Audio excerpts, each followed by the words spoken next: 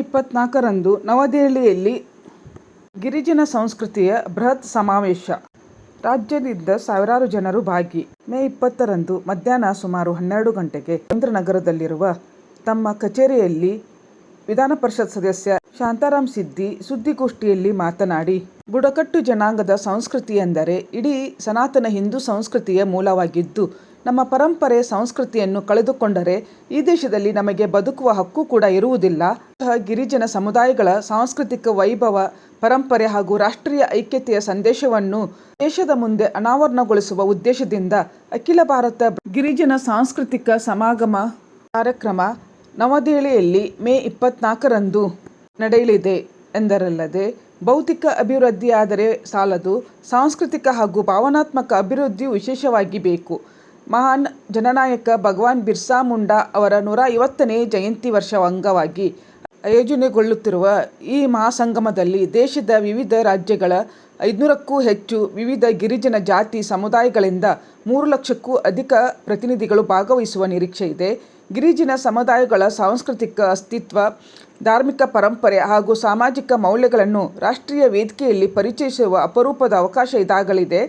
ಕಾರ್ಯಕ್ರಮದ ವಿಶೇಷ ಆಕರ್ಷಣೆಯಾಗಿ ದೆಹಲಿಯ 5 ವಿಭಿನ್ನ ಪ್ರದೇಶಗಳಿಂದ ಭವ್ಯ ಸಾಂಸ್ಕೃತಿಕ ಶೋಭಾಯಾತ್ರೆ ನಡೆಯಲಿದ್ದು, ಗಿರಿಜನ ಬುಡಕಟ್ಟು ಸಮುದಾಯಗಳ ವೈವಿಧ್ಯಮಯ ವೇಷಭೂಷಣ, ಕಲಾ ಪರಂಪರೆ, ಜನಪದ ಸಂಸ್ಕೃತಿ ಹಾಗೂ ಜೀವನ ಶೈಲಿಯ ವೈಭವವನ್ನು ದೇಶದ ಮುಂದೆ ತೆರೆದಿಡಲಿದೆ. ಬಳಿಕ ಎಲ್ಲ ಶೋಭಾಯಾತ್ರೆಗಳು ಕೆಂಪುಕೋಟೆ ಆವರಣದಲ್ಲಿ ಒಂದಾಗಲಿದ್ದು, ಅಲ್ಲಿ ಬೃಹತ್ ಸಾರ್ವಜನಿಕ ಸಭೆ ನಡೆಯಲಿದೆ.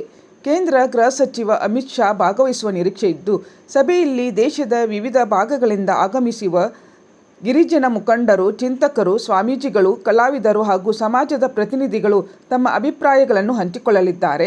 ರಾಜ್ಯದಿಂದ 1250 ಪ್ರತಿನಿಧಿಗಳು ಭಾಗವಹಿಸಲಿದ್ದಾರೆ ಎಂದರು. ಗಿರಿಜನ ಸುರಕ್ಷಾ ವೇದಿಕೆಯ ರಾಜ್ಯ ಸಂಚಾಲಕ ದೊಂಡು ಪಾಟೀಲ್ ಮಾತನಾಡಿ, ಸ್ವಾತಂತ್ರ್ಯಾನಂತರ ದೇಶದಲ್ಲಿ ಮೊದಲ ಬಾರಿಗೆ ಇಷ್ಟೊಂದು ಬೃಹತ್ ಪ್ರಮಾಣದಲ್ಲಿ ಗಿರಿಜನರು ಒಂದೆಡೆ ಸೇರುತ್ತಿರುವುದು ವಿಶೇಷವಾಗಿದ್ದು, 700ಕ್ಕೂ ಹೆಚ್ಚು ಬುಡಕಟ್ಟು ಸಮುದಾಯಗಳಿದ್ದು ಇಂದಿಗೂ ಮೂಲಭೂತ ಸೌಲಭ್ಯಗಳಿಂದ ವಂಚಿತವಾಗಿವೆ.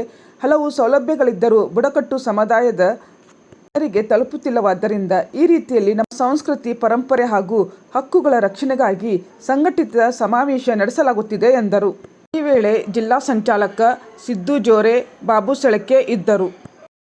ಸುಮಾರು 12 ಕೋಟಿಯಷ್ಟು ಬುಡಕಟ್ಟು ಜನ ಇದ್ದಾರೆ.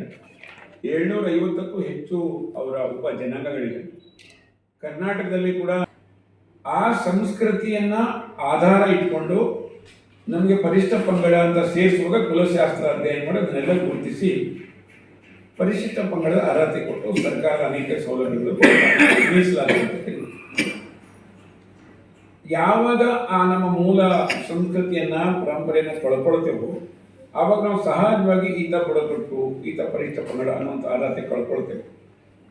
ಅದಷ್ಟೇ ಅಲ್ಲ, ಈ ದೇಶದಲ್ಲಿ ನಾವು ಬದುಕಬೇಕು ಅಂತಾದರೆ ನಮ್ಮ ಪರಂಪರೆಯನ್ನು ಕಳ್ಕೊಂಡ್ರೆ ನಮಗಿಲ್ಲಿ ಆ ಬದುಕುವಂಥ ಹಕ್ಕು ಕೂಡ ಇರೋದಿಲ್ಲ. ಹಾಗಾಗಿ ಒಂದು ಭಾವನಾತ್ಮಕ ಮತ್ತು ಒಂದು ಸಾಂಸ್ಕೃತಿಕ ಒಂದು ನಂಬಿಕೆಯ ಜೀವನ ಕೂಡ ಅಷ್ಟೇ ಮಹತ್ವ ಆಗ್ತದೆ. ಕೇವಲ ಭೌತಿಕ ಅಭಿವೃದ್ಧಿ ಮಾತ್ರ ಅಲ್ಲ, ಈ ಸಾಂಸ್ಕೃತಿಕ ಮತ್ತು ಭಾವನಾತ್ಮಕ ಅಭಿವೃದ್ಧಿ ಕೂಡ ವಿಶೇಷ ಆಗುತ್ತದೆ.